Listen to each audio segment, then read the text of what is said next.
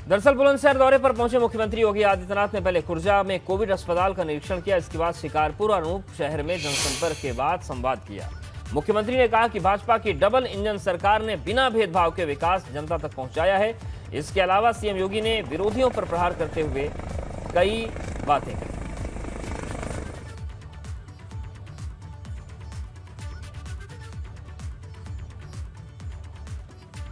तो चुनावी दौरों का दौर चल रहा है। चाचा भतीजे की पार्टी के लिए विकास तो सिपाही परिवार का विकास ही उनका सब कुछ था। वे उससे बाहर ही नहीं निकल सकते थे, उससे बाहर उन्होंने देखा ही नहीं था। और बहन जी के लिए तो भतीजे का विकास ही सब कुछ था।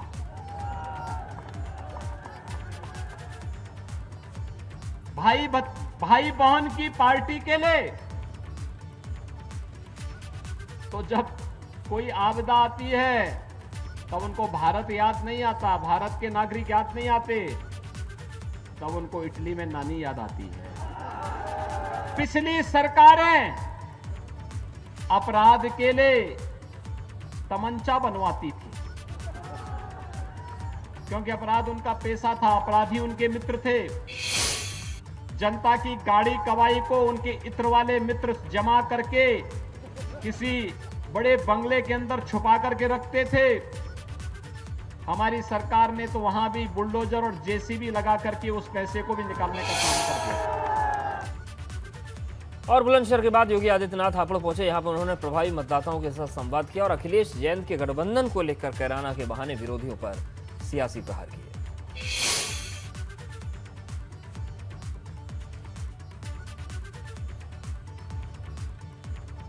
आज जो फिर से दो लड़कों की जोड़ी जो आ रही है ना, ये दंगा कराने की साजिश के लिए आई है। ये इत्र वाले मित्र की मित्रता को और प्रगाढ़ करने के लिए आए हैं। ये विकास से इनका कोई लेना देना नहीं, लोक कल्याण से इनका कोई मतलब नहीं, गरीब कल्याण से इनका कोई लेना देना नहीं।